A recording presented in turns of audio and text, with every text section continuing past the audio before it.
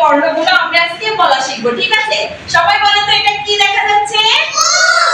উট। কি